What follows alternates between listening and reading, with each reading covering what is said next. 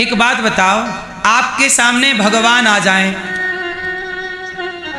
और भगवान आके कहें देखो मैंने एक उंगली से पहाड़ उठा लिया, मैंने अर्जुन को जिता दिया, मैंने मैया को मुंह खोल के पूरा ब्रह्मांड दिखा दिया। यदि ये बात भगवान कहने लग गए तो ये भगवान के मुंह से अच्छी लगेगी?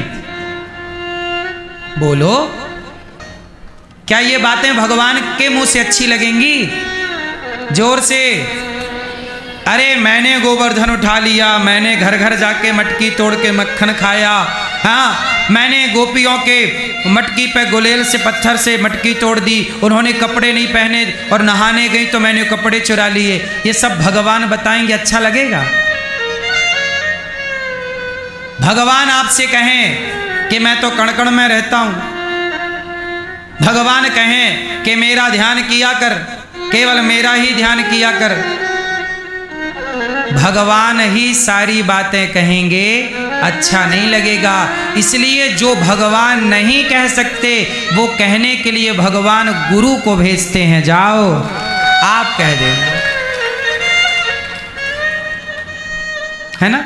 गुरु बताता है कि भगवान ने गिरिराज जी उठाए एक उंगली से और भक्तों की रक्षा की। इससे क्या होता है?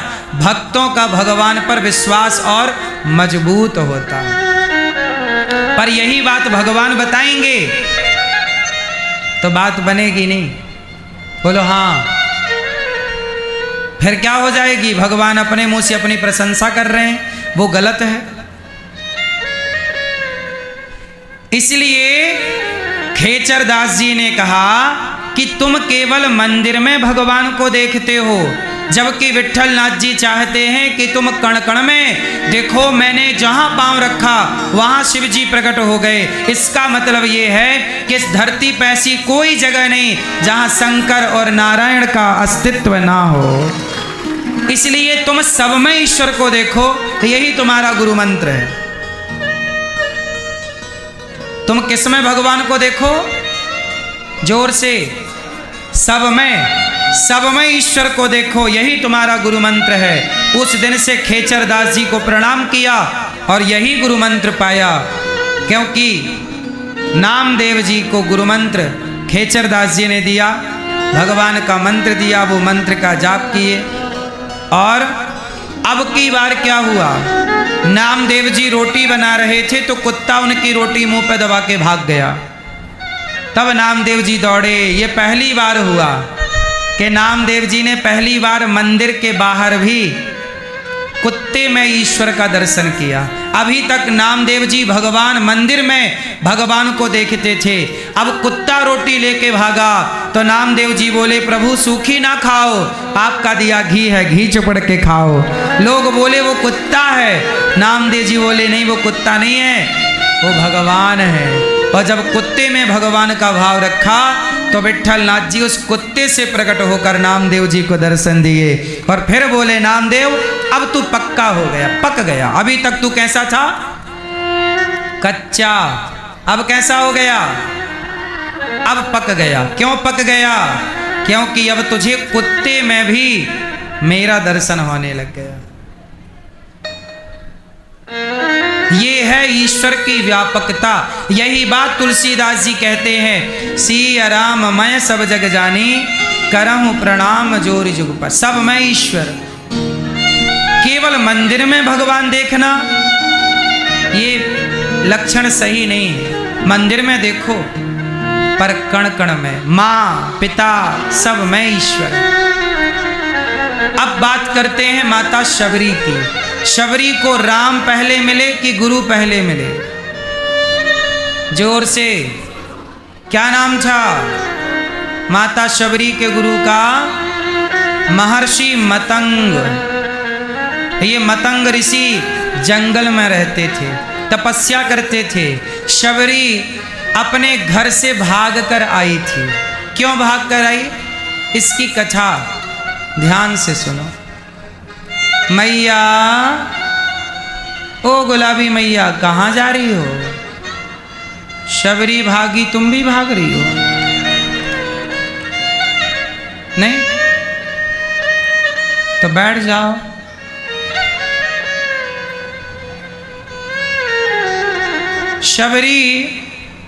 शबरी हो गई जवान।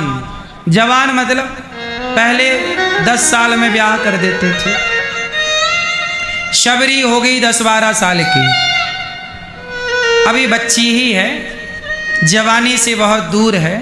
शबरी हो गई 10-12 साल की, माँ चोटी कर रही शबरी की, बाल गूंथ रही थी चोटी। तभी शबरी के पिता जंगल के जानवरों को इकट्ठा कर रहे थे, भैंस को, भैंसा, हिरण, सुअर, सब। तो शबरी ने पूछा, माँ ये पिताजी आज जंगल के जानवरों को क्यों परेशान कर रहे हैं? बेचारे वो जंगल की तरफ भागना चाहते हैं आजाद, और पिताजी उन्हें कैद कर रहे हैं एक बाउंड्री के भीतर। तो बेटी से कहा, शबरी की माँ ने चोटी करते हुए कहा कि बेटी 5 दिन बाद तेरा विवाह। 5 दिन बाद तेरा क्या है? विवाह। और बारातियों ने डिमांड की है कि हमें हिरण का मांस चाहिए, किसी ने कहा सुअर का मांस चाहिए, किसी ने कहा कि भैंस का मांस चाहिए। शबरी बोली कि मेरे विवाह में इतने सारे जानवरों को मारा जाएगा? हाँ बेटी, ये तो अपनी परंपरा है, बाराती खाएंगे क्या?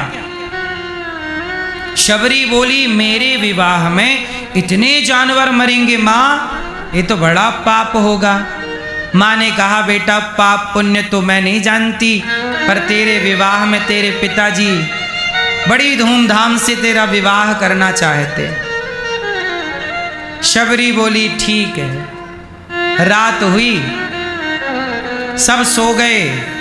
शबरी ने उन सारे जंगल के जानवरों को बाउंड्री का दरवाजा खोल दिया।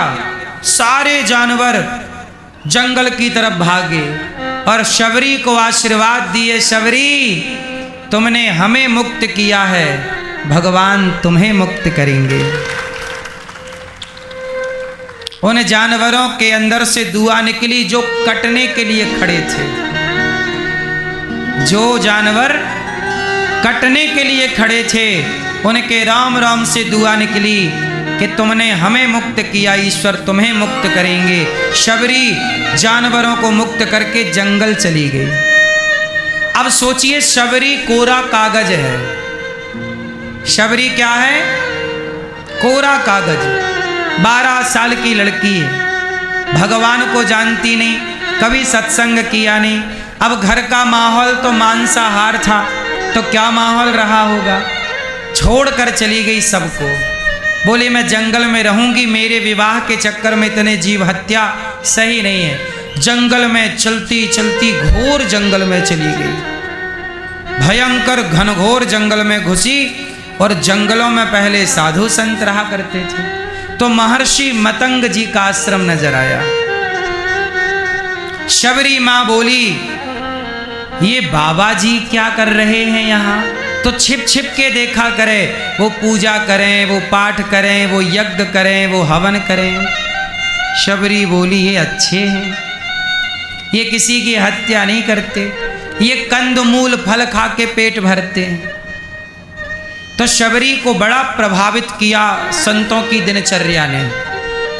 अब शबरी क्या करती, वो संत लोग ना जंगल में लकड़ियां बीनने जाते सूखी, क्योंकि उन्हें भी भोजन प्रसादी बनाना रहता था, तो जंगल की लकड़ियां बीनते। तो शबरी बोली कि अब संतों के लिए मैं, अब वो जंगल की दिन भर लकड़ियां इकट्ठी करे और आश्रम के पीछे फेंक के भाग जाए शबरी। अब गुरुजी ने देखा कि इतनी सारी लकड़ी लाता कौन है। एक दिन निगरानी की तो शबरी पकड़ गई। तो मतंग जी ने कहा तुम कौन हो? शबरी ने कहा गुरुजी हम कौन हैं हमें नहीं पता, आप बताओ हम कौन हैं। सोचिए, शबरी इतनी भोली थी, इतनी सरल और सीधी थी कि उससे कोई पूछा कि तुम कौन हो तो वो कहती आप बताओ कि हम कौन है, हमें नहीं पता हम कौन है। क्या बताए कि मैं फलाने बाप की बेटी हूं, मेरा नाम ये है। संतों से कहा आप बताओ मैं कौन हूं। मतंग जी ने कहा अच्छा तू मेरी बेटी है। मतंग ऋषि ने आज से उसे क्या नाम दिया, ये मेरी बेटी है। और शबरी को आश्रम में रख लिया। लोगों ने विरोध किया कि लड़की जात का यहाँ रहना सही नहीं, पर कहा नहीं मेरी बेटी के रूप से तो रह सकती है। अब शबरी रोज जंगल की लकड़ी लाती, पिता तुल्य गुरु की सेवा करती। और गुरु की सेवा ऐसी, वो भगवान को नहीं जानती, कुछ नहीं जानती, केवल गुरु को जानती। मतंग ऋषि का शरीर पूरा होने लगा। जिस दिन राम जी का वनवास हुआ उसके कुछ दिनों बाद महर्षि मतंग का शरीर पूरा। तो शबरी बोली गुरुजी कहाँ जा रहे हो। गुरुजी बोले कि अब हम जा रहे हैं भगवान के पास। तो शबरी बोली गुरुजी हमें भी ले चलो। बेचारी ये तक नहीं जानती कि मरना किसे कहते। तो गुरु ने कहा मतंग जी ने कि बेटी तू एक काम कर, तू राम राम जपना। तू इतनी सच्ची है कि तेरे को दर्शन देने के लिए राम अयोध्या से निकल चुके हैं।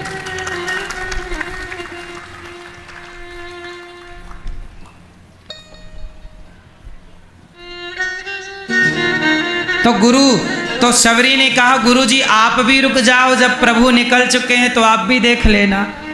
मतंग जी ने कहा मैं तो वहां जा ही रहा हूं जहां से प्रभु आए हैं, और जहां पहुंचेंगे मैं तो वहीं मिल लूंगा, पर मैं यहां अब नहीं रहूंगा। क्यों? महर्षि मतंग ने कहा कि यदि मैं रुका तो लोग ये कहेंगे कि राम मतंग ऋषि के तपोबल तप के कारण यहां आए, पर मैं नहीं रहूंगा। और राम आएंगे तो शबरी पूरा श्रेय तुम्हें मिलेगा कि तुम्हारी निष्ठा, तुम्हारी गुरु भक्ति के कारण गुरु वचनों पर विश्वास किया। गुरु ने कहा बस राम राम जपती रहना, राम आएंगे। गुरु वचनों पर विश्वास किया, गुरु की सेवा की, तो शबरी को कहीं ढूंढने नहीं जाना पड़ा। वो अयोध्या के राजा स्वयं चलकर जंगल में पहुंचते हैं शबरी को दर्शन देने के लिए कि शबरी मैं आ गया, मेरा दर्शन कर लो। किसका प्रभाव है ये है गुरु का प्रभाव और गुरु की सेवा। गुरु बिन भव निधि तरह न कोई। लोग कहते हैं ना आजकल कि हम गुरु क्यों बनाएं। जब तक गुरु बनाओगे नहीं तब तक तुम्हें पता ही नहीं लगेगा कि गुरु का अर्थ क्या है। बिना रसगुल्ले खाए, बिना रबड़ी खाए, जिसने कभी रबड़ी खाई ना हो उससे पूछो कि रबड़ी कैसी लगती है, वो क्या बताएगा। मिश्री किसी ने कभी खाई ना हो और पूछो कि मिश्री कैसी लगती है, क्या बताएगा। गुरु का आश्रय ग्रहण किया ही ना हो, वो क्या बताएगा कि गुरु क्या होते हैं। वो तो मिश्री खाने वाला ना बताएगा कि मिठास क्या है। गुरु प्राप्त कर लेने के बाद गुरु को बताया जा सकता है, वरना पहले तो लोग यही कहते हैं क्या जरूरत है गुरु की।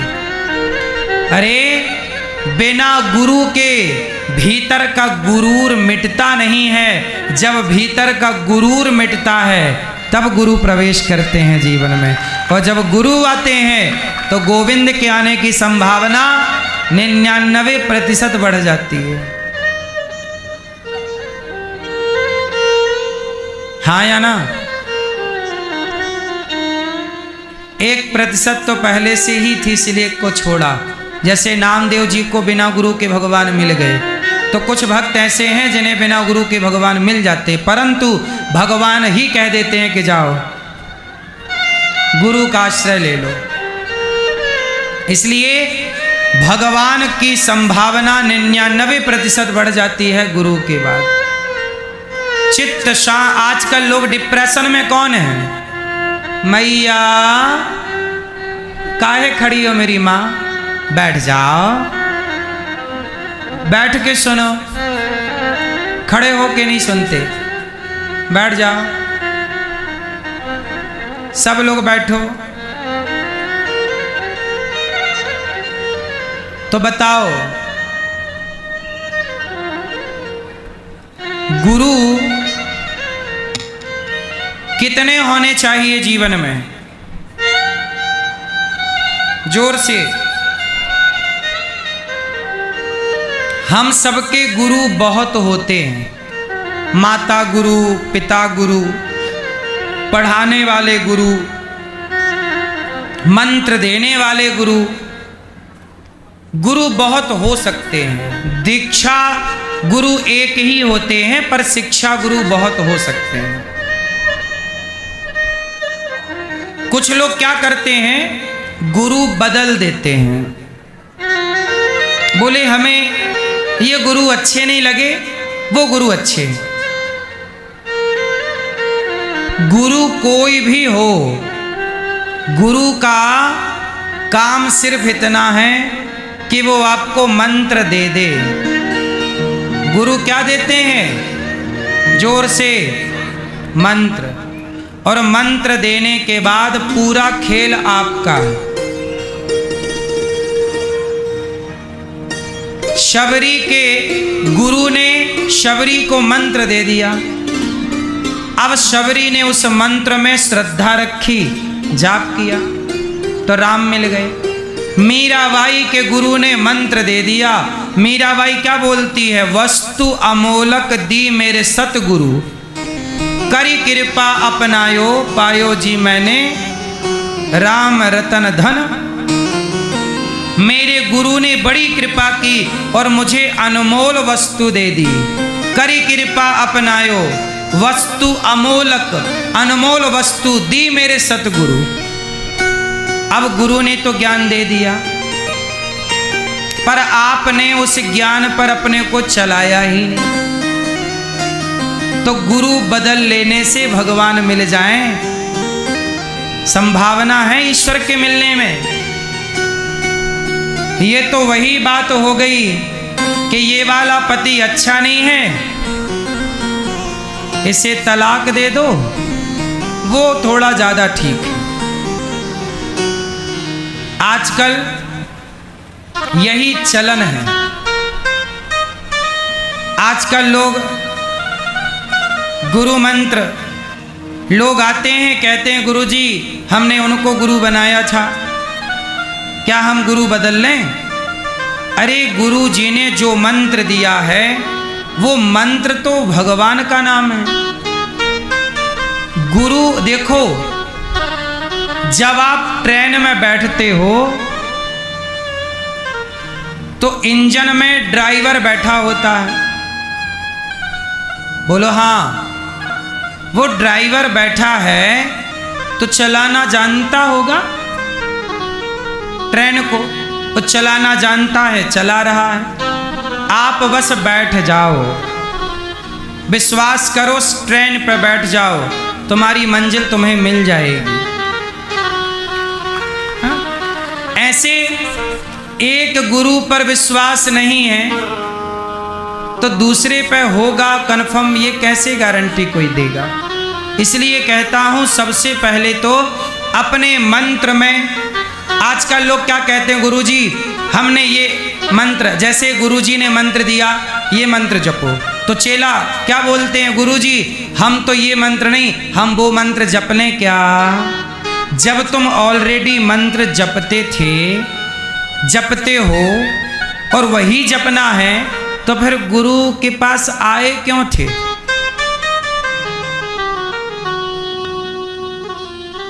फिर वही मंत्र जपते ना। एक बात समझने की है, बाजार में सिंदूर मिलता है 2 रुपया का। अब सिंदूर कोई भी लड़की खरीदे और अपनी मांग में भर ले तो क्या सुहागन मानी जाएगी? बोलो, कोई भी लड़की मांग में भरे सिंदूर बाजार से 2 रुपया का खरीद के सुहागन मानी जाएगी? खुद से भरा हुआ सिंदूर मान्य नहीं है। होए तो आप बताओ, मांग में सिंदूर कौन भरेगा? पति। जब तक पति सिंदूर ना भरे मांग में, तब तक वो सुहागन नहीं कहलाती, पतिव्रता नहीं कहलाती। जैसे सिंदूर पति ही देता है, खुद से नहीं आप भर सकते, उसी तरह मंत्र गुरु ही देता है। अपने से कोई मंत्र आप जप रहे हैं तो तब तक जपिए जब तक गुरु का आश्रय नहीं था। अब गुरु का आश्रय लिया है तो गुरु ने जो रास्ता बताया बाकी का सब भूल जाओ और गुरु के बताए वचनों पर चलो। वहां अपना खुरापात दिमाग ना लगाना, हर जगह दिमाग नहीं लगाना चाहिए। क्यों लगाना चाहिए? अब लोग कहते हैं गुरुजी हम तो वो मंत्र बहुत समय से जपते आए।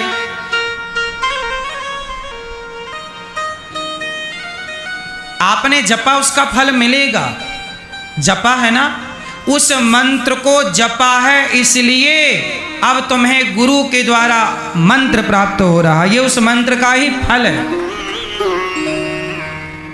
इसलिए सबसे पहली बात क्या है? मंत्र जाप। बोलो मेरे संग, मंत्र जाप। मंत्र का जाप करना पर शर्त है आगे, मंत्र जाप मम दृढ़ विश्वासा। भगवान का मंत्र जपना पर किससे जपना? विश्वास, दृढ़ विश्वास। सारे मंत्र अच्छे हैं। उदाहरण से समझो, हनुमान जी ने कौन सा मंत्र जपा? श्री राम जय राम, ये हनुमान जी इस मंत्र का जाप करते हैं। नारद जी कौन सा मंत्र जपते हैं? श्रीमन्नारायण श्रीमन्नारायण, बैठ के अष्टाक्षर मंत्र श्रीमन्नारायण। सनकादियों ने कौन सा मंत्र जपा? हरि शरणम हरि शरणम हरि शरणम। प्रहलाद ध्रुव जी ने कौन सा मंत्र जपा? ओम नमो भगवते वासुदेवाय। भक्ति महारानी ने कौन सा मंत्र जपा? श्री कृष्ण गोविंद हरे मुरारी, हे नाथ नारायण वासुदेव। चैतन्य महाप्रभु ने कौन सा मंत्र जपा? हरे कृष्ण कृष्ण कृष्ण हरे हरे, हरे राम राम राम हरे हरे। अब बताओ कितने सारे मंत्र हो गए कि नहीं? प्रहलाद जी ने क्या जपा? हरि शरणम हरि शरणम हरि शरणम हरि शरणम हरि शरणम हरि शरणम। अब बताओ कितने मंत्र हो गए? हो गए ना? अब आप लोग बताओ कि इन सभी मंत्रों में कौन सा मंत्र श्रेष्ठ है? बोलो कौन? मंत्र सभी श्रेष्ठ हैं, सभी मंत्र अपनी अपनी जगह श्रेष्ठ हैं। आप जिस मंत्र को गुरु जी से पाए हैं उस मंत्र का जाप करिए। आपके जप करने से वही मंत्र आपको भगवान की प्राप्ति कराएगा। अपने मंत्र में निष्ठा, जो मंत्र आपको दिया गया है, अष्टाक्षर मंत्र, द्वय मंत्र, चरम मंत्र, वही मंत्र को श्रद्धा पूर्वक जप कीजिए। शंकर जी कौन सा मंत्र जपते हैं? चलो बताओ, शंकर जी कौन सा मंत्र जपते हैं? शंकर जी अष्टाक्षर मंत्र जपते हैं। क्योंकि अष्टाक्षर मंत्र जो है वो हम जपते हैं, ये दास अनिरुद्ध भी वही जपता है और हम वही मंत्र अपने शिष्यों को देते हैं जो शंकर जी भी जिस मंत्र का जाप करते हैं। लक्ष्मी जी पांव दबाती हुई भगवान नारायण के अष्टाक्षर मंत्र को जपती हैं। बड़े बड़े ऋषि मुनि, भगवान राम के गुरु वशिष्ठ जी यही मंत्र जपते हैं, अष्टाक्षर मंत्र। मंत्र गुप्त होता है इसलिए हम बता नहीं रहे हैं, बाकी तो मंत्र हमने बताए, पर जो मंत्र मूल मंत्र है वो मंत्र गुप्त रखा जाता है, उसे ऐसे बताया नहीं जाता, इसलिए हम बोल नहीं पा रहे हैं। आधा बोल सकते हैं, ओम नमो ना, ठीक है। पूरा मंत्र गुप्त रखते हैं। कुल मिलाकर हम आपको ये कहना चाहते हैं कि मंत्र सभी श्रेष्ठ हैं। आप अपने गुरु के वचनों पर विश्वास रखिए, जो मंत्र मिला है श्रद्धा रखिए, उसी मंत्र पर परमात्मा मिलेंगे। आज लोगों को ना मंत्र पर विश्वास, अब देखिए आपने गुरु से मंत्र लिया और तुरंत आपने क्या बोल दिया, गुरु जी हम ये मंत्र नहीं वो मंत्र जपते आए हैं, जप लें। क्या हुआ इससे, क्या हुआ, तुरंत आपने अपने मंत्र का उल्लंघन कर दिया, अपमान कर दिया। ये क्या हो गया, अपमान हो गया। मंत्र पाते ही लोग, कुछ लोग ऐसा है हम ये मंत्र नहीं वो जपेंगे, जप लें गुरु जी वो जपते आए हैं। तो क्या इस मंत्र का पावर तुम्हें समझ में नहीं आया, तुरंत अवहेलना कर दी। जब मंत्र की अवहेलना आप करते हैं तो आप फिर कितना भी जपें मंत्र सिद्ध नहीं होता। मंत्र तब पक्का बनता है जब मंत्र जाप मम दृढ़ विश्वासा, अपने मंत्र में, अपने गुरु में, अपने इष्ट में जब दृढ़ विश्वास हो तब जाकर के फल प्राप्त होता। यदि दृढ़ता नहीं है तो कोई भी मंत्र आप जप लीजिए, होना क्या है। अच्छा अब एक बात बताइए कि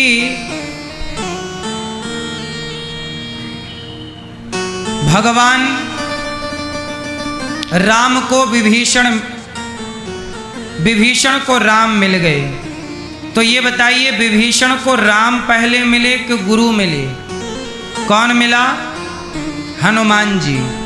हनुमान जी कौन है, जय जय जय हनुमान गोसाई, कृपा करहु गुरुदेव की। हनुमान जी गुरु हैं और विभीषण को गुरु मिल गए हनुमान जी। जब गुरु मिले तो भगवान का मिलना पक्का हो गया। इसलिए कहता हूं, लोग कहते हैं ना गुरु बनाना क्यों जरूरी है। भाई विवाह करना क्यों जरूरी है। बिना विवाह के भी तो आप किसी लड़की किसी लड़के के संग जिंदगी बिता सकते हैं, लेकिन क्या उस रिश्ते को समाज धर्म मान्यता देगा, बोलो। बिना विवाह करे भी आप बच्चे पैदा कर सकते हैं, क्या समाज धर्म क्या उन बच्चों को मान्यता देगा।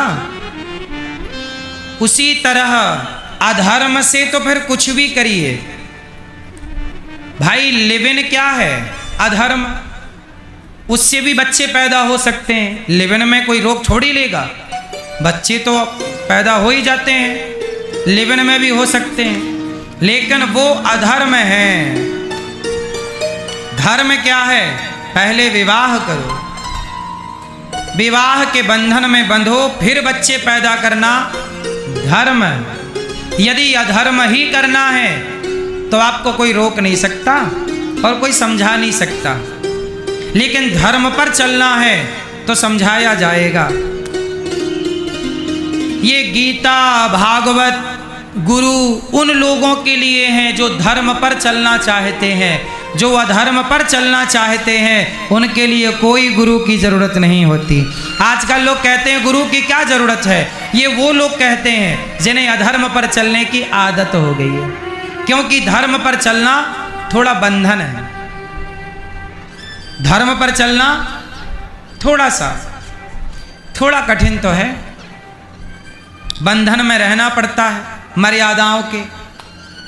लोगों को आजकल सांडों की तरह रहना है, खुला आजाद, छुट्टा सांड नहीं रहता, आजादी। लेकिन गुरु, अब जैसे ये दास अनिरुद्ध,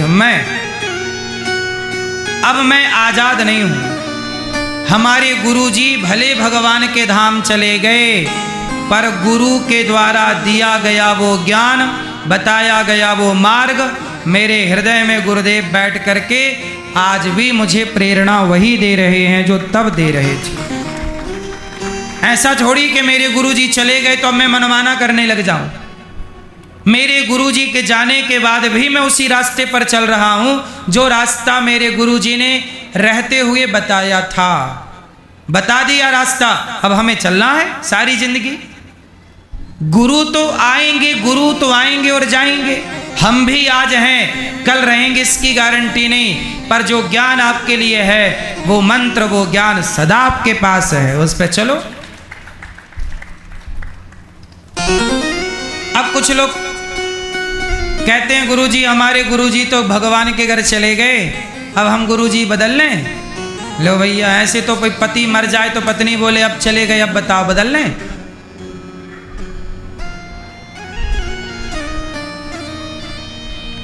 सच बताएं,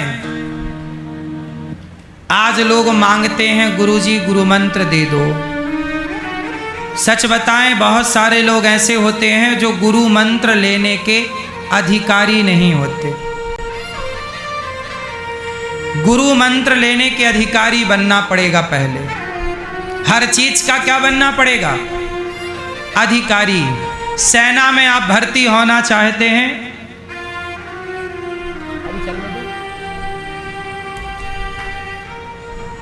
सेना में आप भर्ती होना चाहते हैं, बताओ, सेना में आप भर्ती होना चाहते हैं तो सबको सेना में भर्ती हो जाने को मिल जाएगा कि उसमें भी कोई काबिलियत देखी जाती है? बोलो। काबिलियत ना हो, इतने इंच का सीना होनी चाहिए, इतनी हाइट होनी चाहिए, ऐसी हेल्थ होनी चाहिए। यदि ये पैरामीटर खरा ना उतरा तो आप सेना में भर्ती नहीं हो सकते। बोलो। जब सैनिक बनने के लिए पैरामीटर फिक्स किए जाते हैं कि ये काबिलियत होनी चाहिए, तो शिष्य बनने की भी तो कोई योग्यता चाहिए कि नहीं? इसलिए बहुत सारे शिष्य ऐसे होते हैं जो गुरु मंत्र लेने के बाद शराब पीने लग जाते हैं। शराब पी रहे हैं, मंत्र लिया है, मांस खा रहे हैं। इससे ये हो गया कि गलत व्यक्ति के हाथ में मंत्र चला गया। पहले आप अपने को दृढ़ मजबूत कर लें कि भैया अब हम अपने को परिवर्तित करना चाहते हैं। यदि गुरु मंत्र लेने के बाद भी आप यदि गलत करोगे तो शिष्य का पाप शिष्य को तो लगता है, गुरु को भी भोगना पड़ता है। जैसे बेटे का पाप माँ बाप को भोगना पड़ता है। बोलो हाँ। बेटा बेटी का पाप किसे भोगना पड़ता है? नहीं भोगना पड़ता। अभी वो लड़की जिसने अपने पति की हत्या कर दी, हनीमून ले गई और मार दिया, तो वो तो जेल चली गई मार के, लेकिन उसके माँ बाप को भी भोगना पड़ रहा है कि नहीं? बोलो हाँ। समाज की नजरों में तो उसके माँ बाप भी गिर गए, अपमान तो उनका भी हुआ। किया किसने? बेटी ने। भोग कौन रहा है? माँ बाप, उसका भाई, उसका परिवार। बोलो हाँ, उसकी समाज। तो जैसे बच्चों का पाप माँ बाप को भोगना पड़ता है, ऐसे शिष्य का पाप गुरु को भोगना पड़ता है। शिष्य तो भोगेगा। इसलिए अधिकारी इसलिए कहता हूं कि गुरु मंत्र लेने के टाइम आप सब लोग, अब लोग आते हैं, गुरुजी हमें जाना है, गुरु मंत्र दे दीजिए। अरे कोई टमाटर खरीदने आई हो मेरी माँ, के बैगन खरीदने आई हो, भैया हमें जाना, जल्दी दे दे। गुरुजी हमारी ट्रेन है, हमें जल्दी मंत्र दे दीजिए। मतलब गुरु मंत्र भी आप अपनी कंडीशन के हिसाब से चाहते हैं।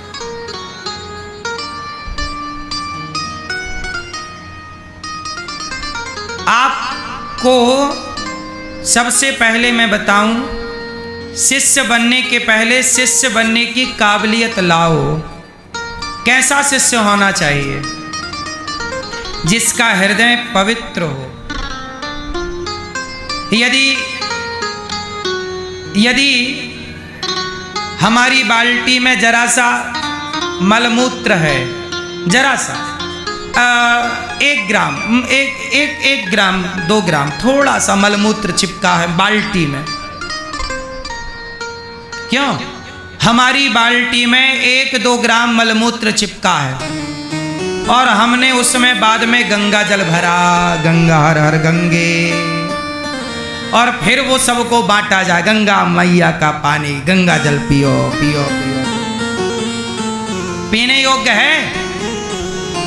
क्यों? 1 ग्राम मलमूत्र था तुम्हारी बाल्टी में और पानी भरा तुमने 10 लीटर गंगा जल, लेकिन वो 1 ग्राम जो मलमूत्र था वो पूरी गंगा को, पूरे गंगा जल को गंदा कर दिया कि नहीं? बोलो हाँ, ग्रहण के योग्य है। अब आप कहोगे गुरुजी वह थोड़े ही सा तो था, ज्यादा थोड़ी था, इतना सा था, तो इतने से दूषित नहीं हो गया? जब इतने से मलमूत्र से तुम्हारा 10 लीटर 20 लीटर गंगा जल दूषित हो सकता है, तो तुम्हारे इतने से गलत विचारों से तुम्हारे भीतर मंत्र चला भी जाएगा। गंगा जल चला गया, पर वो गंगा जल जाके भी बाल्टी में अशुद्ध है, क्योंकि भीतर पहले गंदगी थी। इसीलिए गुरु मंत्र का जल हृदय की बाल्टी में भरने से पहले हृदय को साफ कर लेना चाहिए, हृदय को पवित्र कर लेना चाहिए, तब जाके उसका फल होगा, उसका परिणाम मिलेगा। अब आपने गुरु मंत्र ग्रहण कर लिया, पर गंदगी है विचारों की, गंदे विचार हैं। गुरु मंत्र लेने के बाद भी आप फलानी लड़की को ताक रहे हैं, उस महिला को गंदी नज़र से देख रहे हैं, उस मर्द को गंदी नज़र से देख रहे हैं, मछली खा रहे हैं, मुर्गा खा रहे हैं, झूठ बोल रहे हैं, छल कर रहे हैं, निंदा कर रहे हैं, चुगली कर रहे हैं। चलो ये सब करने से क्या होगा? सदगति हो जाएगी। ये आप जो कर रहे हैं ये किसके लिए कर रहे हैं? इसलिए पाप सदा पाप रहेगा और पुण्य सदा पुण्य रहेगा। चलो ये सोने की अंगूठी है, बोलो हाँ, बोलो हाँ। इसमें हमने थोड़ा सा तांबे का टांका लगाया, तांबा जानते, कॉपर, कॉपर तांबे का टांका लगाया, आधा तांबा मिला दिया, आधा पीतल, पीतल भी इसी तरह का होता, पीतल मिलाया और सोना। अब अंगूठी में हमने सोना मिलाया, पीतल मिलाया और तांबा कॉपर मिलाया, और अब हमने क्या किया, इसे डाला भट्टी में। तो भट्टी में जब ये सोना जाएगा तो क्या क्या पीतल भी सोना हो जाएगा? क्या तांबा भी सोना हो जाएगा? या तीनों अलग अलग खड़े हो जाएंगे? सोनार क्या करता है?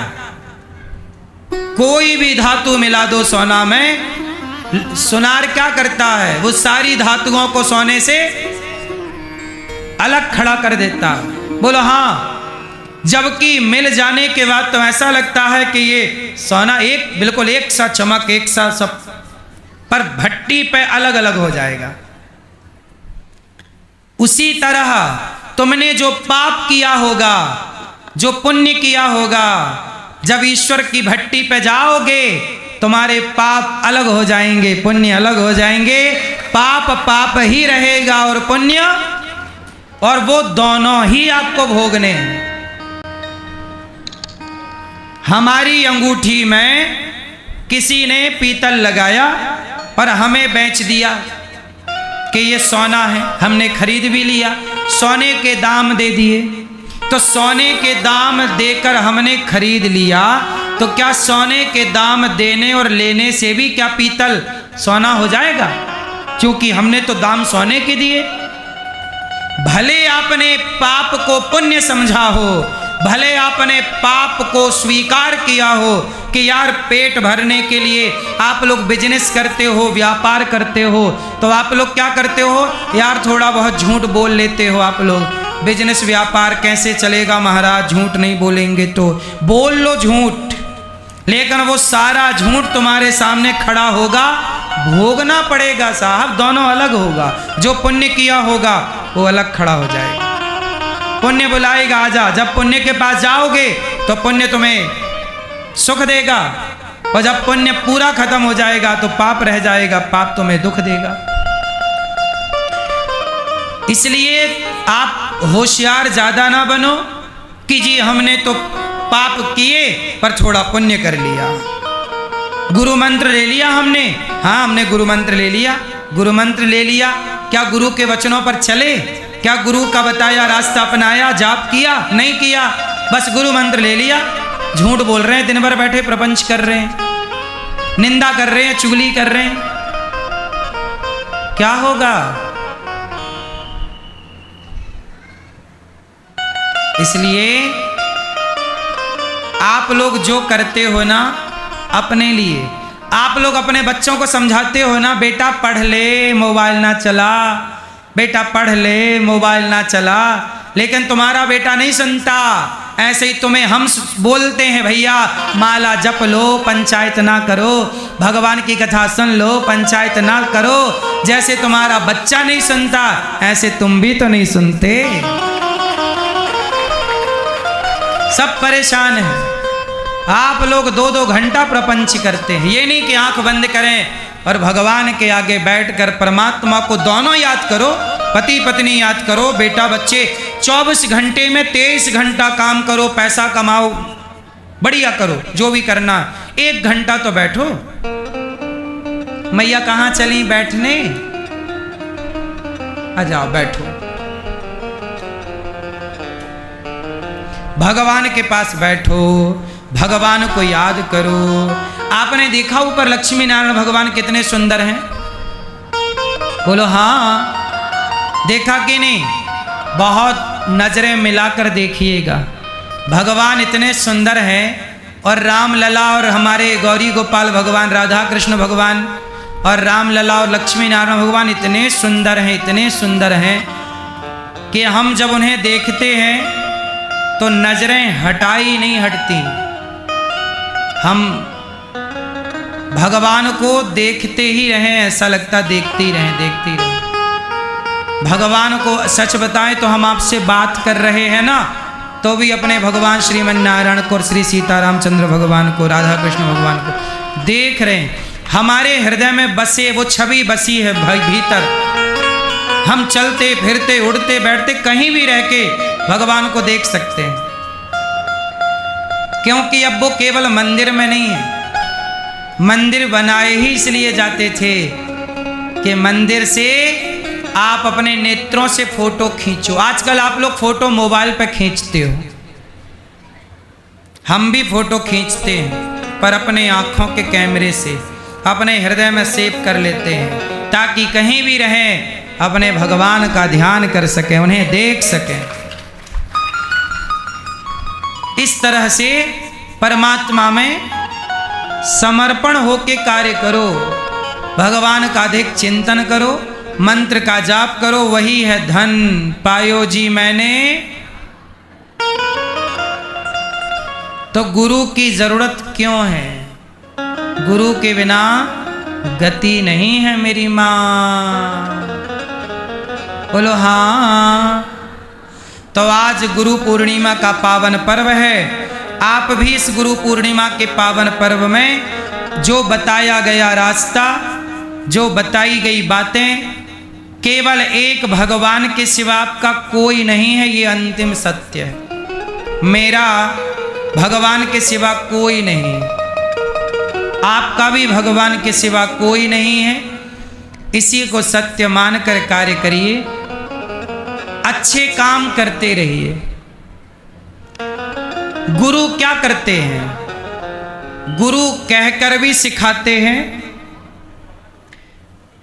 मैं जब छोटा था ना, बहुत छोटा, जब मैं 18 साल का हुआ, तब से लोगों ने मुझे, गांव की मैया ने, लोगों ने, जहां मैं कथा सुनाने जाऊं तो लोग मुझे गुरुजी कहने लग गए। गुरुजी। उस समय मैं बहुत छोटा 18 साल का था और लोग मुझे गुरुजी कहने लग गए। कहते जब मैं 24 साल का हुआ, लोग मुझे गुरुजी कहने लग गए। कुछ लोगों ने मुझे बेटा कहा, माँ ने बेटा कहा, कुछ बहनों ने मुझे भाई कहा, भैया कहा, कुछ ने बेटा कहा। तो कुछ जिन्होंने कथा सुनी, मंत्र लिया, गुरु मंत्र लिया, उन्होंने गुरुजी कहना शुरू कर दिया। उनमें से कुछ बूढ़े भी थे, जवान भी थे और बच्चे भी थे। तो देखो मेरे जीवन में मैं सोचता कैसे हूँ वो आपको बता रहा हूँ कि जब लोगों ने मतलब शिष्यों ने, कुछ लोगों ने, कुछ ने मुझे अपना भाई कहा, कुछ ने बेटा कहा, कुछ ने गुरुजी कहा। तो जिन्होंने मुझे गुरुजी कहा, तो जब मैं बार बार सुनता कि भक्त लोग गुरुजी कह रहे हैं, तब मुझे लगा कि गुरु का मतलब क्या है। मैं इन्हें बता तो रहा हूं, आपने मुझे यदि गुरुजी कहा है तो मुझे उस गुरु का फर्ज तो निभाना होगा ना। यदि आपने मुझे अपना भाई कहा है तो भाई का फर्ज तो निभाना होगा ना। आपने मुझे बेटा कह दिया, जिन माँ ने मुझे बेटा कहा उन्होंने माँ का फर्ज निभा रहा हूं कि नहीं बेटा बनकर। आज 300 से अधिक वृद्ध माँ यहाँ रहती हैं और उनने मुझे बेटा कहा। जब बेटा कहा है तो फिर मुझे क्या निभाना है? बेटे वाला फर्ज। तो जिसने मुझे गुरु कहा तो मुझे लगा कि मैं गुरु, ये लोग कह रहे हैं गुरुजी, मैं गुरु हूं तो नहीं, क्योंकि गुरु तो भगवान है, कृष्णम वंदे जगत गुरु। पर आपने यदि गुरु के भाव से प्यार किया है तो मुझे लगा कि फिर मेरी जिम्मेदारी है। क्या जिम्मेदारी है? कि भगवान राम ने कहकर नहीं बताया, मर्यादा क्या होती है राम ने कह के बताया कि करके बताया? बोलो। एक ज्ञान होता है कह के बताने का ज्ञान, एक ज्ञान होता है करके, उस ज्ञान पर चल के बताओ, है ना। तो मुझे लगा कि जब लोग मुझे गुरुजी कहते हैं तो मैं केवल कह कर के बताऊं, तो कहकर बताने वाला ज्ञान ज़्यादा प्रभावी नहीं होता। तब मुझे लगा कि मैं समाज को करके बताऊं, क्योंकि करके बताने वाला ज्ञान ज़्यादा प्रभावी होता है। तब मैंने क्या शुरू किया? मैंने शुरू किया सबसे पहले सेवा वृद्ध माताओं की। मैं माताओं के पांव दबाता रहा, पांव दबा करके मैं वो फोटो वीडियो आप तक पहुंचाता रहा। क्यों? ताकि आपके बच्चे केवल गुरुजी से ज्ञान सुनकर के ना ग्रहण करें, वो ये सीखें कि जब अनिरुद्धाचार्य उन माँओं के पांव दबा सकता है जिन माँओं से उनका कोई रिश्ता ना हो, खून का, परिवार का कोई संबंध ना हो, तो पांव दबाता है, तो हम जिस माँ से पैदा हुए हैं हमें उस माँ के पांव दबाने चाहिए। तो बच्चों को क्या प्रेरणा मिली? सेवा करने की। तो बताओ केवल कह के बताते कि माँ की सेवा करो, माँ की सेवा करो, तो कहकर बताने का प्रभाव इतना ना पड़ता जितना प्रभाव समाज में करके दिखाने का पड़ा। ये बात सही है कि नहीं? बहुत सारे लड़के ऐसे हुए, बाद में मुझे पता चला कि बहुत सारे बेटे अपनी माँओं के पांव दबाने लग गए देख देख करके। अच्छी चीज यदि कोई देख कर सीखता है तो बुराई क्या है? हाँ या ना? इसलिए आपसे कहता हूं, आप भी अपने माँ के पांव दबाया करो ताकि आपको पांव दबाते हुए आपका बेटा देखे। एक दिन मैं अपनी बात बताऊं, एक दिन मैं अपने पिताजी के पांव दबा रहा था। मैं अपने पिताजी का और अपनी माँ के पांव दबा रहा था माताजी के कमरे में और पिताजी के पास जाकर। अलग अलग दिनों की बात है ये, 2 दिन पर मैं बता एक साथ रहा हूं। एक दिन मैं अपने पिताजी के पांव दबा रहा था, तो वहां मैं जब पांव दबा रहा था तो वहां पर ये दास का भगवान ने जो पुत्र दिया है वो पुत्र पहुंचा और उसने देख लिया अपनी आंखों से कि मैं अपने पिताजी के पांव दबा रहा हूं। और जब मैं पिताजी के पांव दबा करके गया तो उसने कहा, पिताजी आओ हम भी आपके पांव दबाएंगे। मैंने उससे कहा कुछ नहीं, पर उसने कहां से सीखा? कुछ चीजें पढ़कर नहीं सीखी जाती, कुछ चीजें देख कर सीखी जाती हैं। ये शिक्षा है। इसलिए आप अपने माँ बाप के पांव दबाना, आप अपने माँ बाप के पांव दबाना। मैं अपनी माँ के पांव दबा रहा था तो बेटे ने देख लिया कि पिताजी माँ के पांव दबा रहे हैं, तो वो गया और वो अपनी माँ के पांव दबाने लग गया। जरूरी नहीं है कि हर चीज पढ़कर सीखी जाए, पढ़ाकर सीखी जाए। कुछ ज्ञान है जो देखकर और दिखाकर सीखा जा सकता है। आप जब अपने माँ बाप के पांव दबाते हैं ना, बूढ़े बाप के, तो आपके बच्चे देखते हैं और देखना चाहिए ताकि आपके बच्चों को सदा, मुझे आज तक मुझे याद है कि मेरे पिताजी ने अपने पिताजी के पांव दबाए। हमारे दादाजी को पैरालिसिस हो गया था अंत समय में, बुढ़ापे में, तो बिस्तर पे पड़े रहते थे। पैरालिसिस हो जाना मतलब चल नहीं पाएंगे, मलमूत्र नहीं कर पाएंगे, उन्हें कराना पड़ता। तब हमारे पिताजी उन्हें नहवाते थे, हमारे पिताजी ही उनका मलमूत्र धोते थे और हमारी माँ अपने ससुर जी की सेवा करती थी। पिताजी और हम उस समय बच्चे थे, हम लोग तो केवल देखते थे, लेकिन सोचिए तब देखा था, आज तक याद है। ऐसे आपके बच्चे देख, आप अपने बाप से लड़ोगे, आप अपने बाप को मारोगे, तुम्हारे बच्चे देखेंगे, सदा याद रहेगा।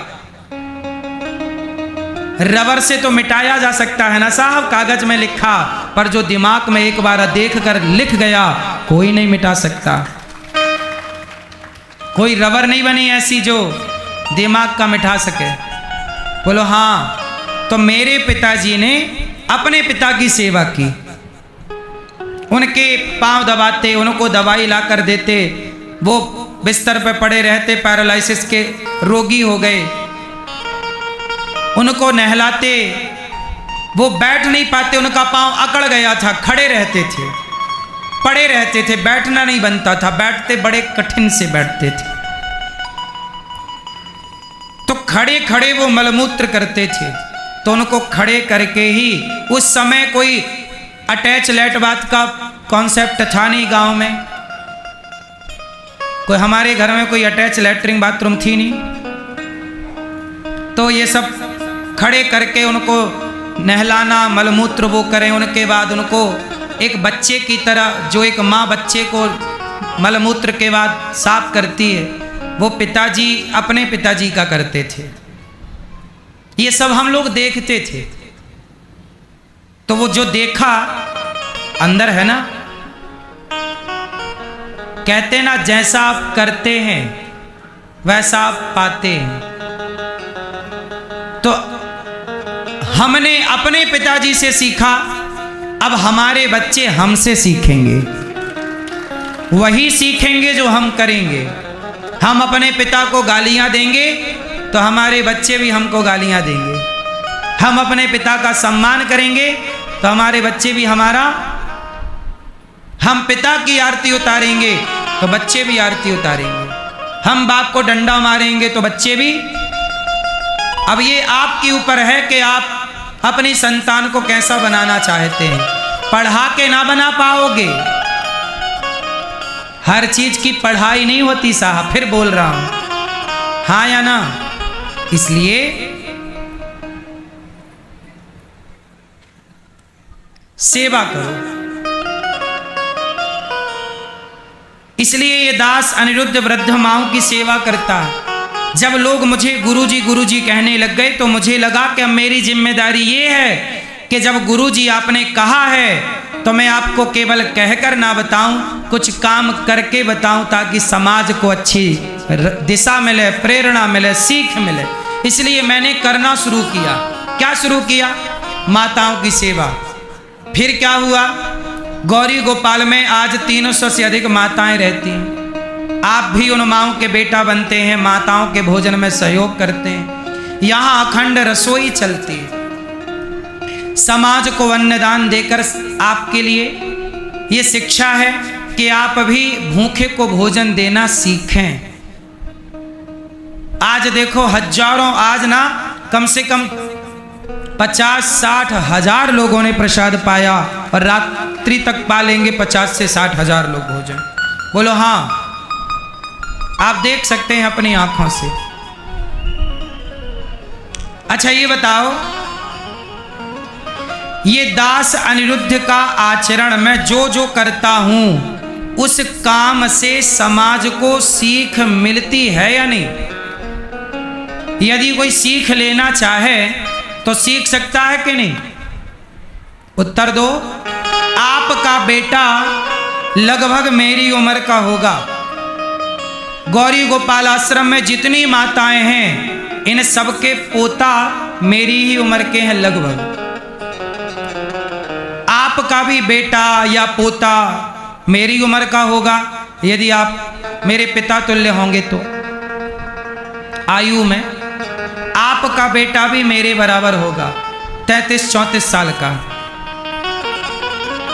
तो आपके बेटे के लिए क्या है ये दास अनिरुद्ध? क्या है ये दास अनिरुद्ध? आपके बच्चों के लिए सबक है, सीख है कि आप भी, जब ये दास अनिरुद्ध ये कार्य कर सकता है तो आप अपना पैसा शराब पी के क्यों बर्बाद करते हैं? आप भी किसी सेवा करके किसी की दुआएं प्राप्त कर सकते हैं।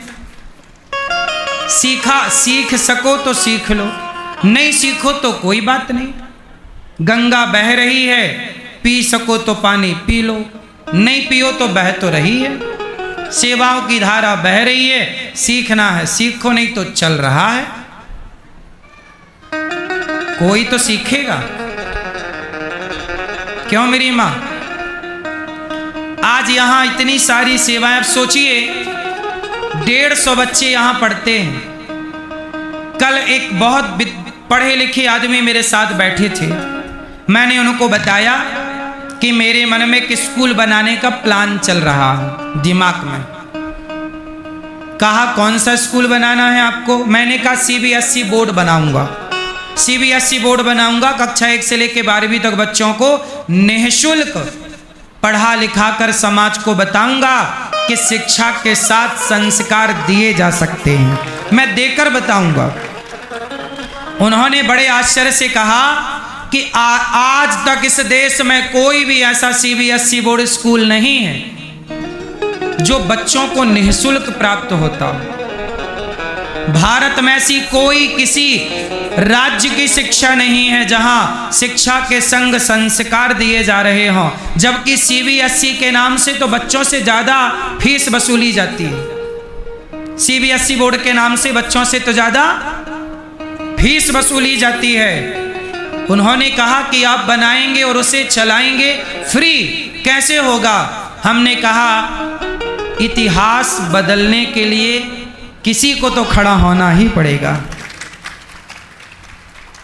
हम कहें कि बदलो बदलो बदलो, नहीं साहब, कोई ना बदलेगा।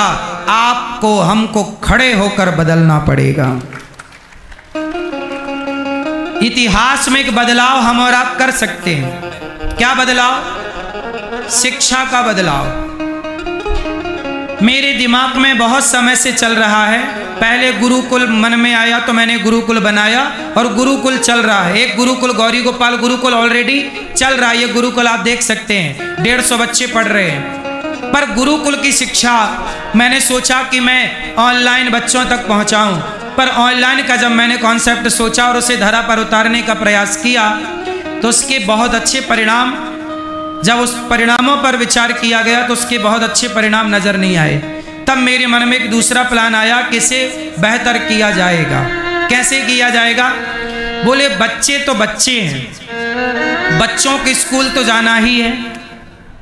बोलो हाँ, यदि बच्चों को स्कूल में ही हम शिक्षा दे दें। अच्छा, मेरे दिमाग में जो है, पूरी खुल के बात बताऊं, मेरे दिमाग में जो है, मैं चाहता हूं कि जब CBSE बोर्ड का मैं स्कूल बनाऊंगा तो बच्चों को निःशुल्क पढ़ाऊंगा, लेकिन मैं कक्षा 7 या 8 से, 7वीं या 8वीं से मैं वहाँ पर 7वीं से लेंगे तो 6 साल, 7वीं 8वीं 9वीं 10वीं 11वीं और 12वीं, 12वीं तक, कक्षा 7वीं से लेकर 12वीं तक 6 सालों में मैं सरकार का जो सिलेबस होगा, विज्ञान और इंग्लिश और हिंदी और गणित इत्यादि, ये सारे सब्जेक्ट तो हम पढ़ाएंगे।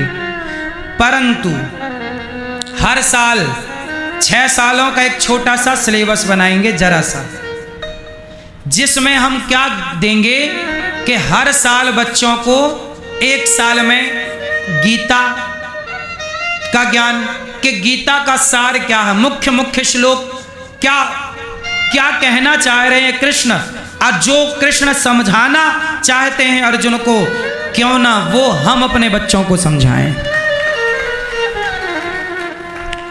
ये पढ़ाएंगे बच्चों को 11वीं में, 11वीं या 12वीं में गीता का। उसके पहले 7वीं से मातृदेवो भव, पितृदेवो भव, अतिथि देवो भव।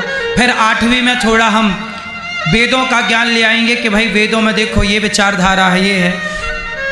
9वीं क्लास में थोड़ा और विचारधारा उनकी चेंज करेंगे कि माँ बाप की सेवा क्यों करनी चाहिए, पत्नी को कैसे रहना है, पति को कैसे रहना है, परिवार में कैसे रहना, भाई को कैसे रहना है, मित्र को कैसे रहना है, कैसे रहन सहन हो।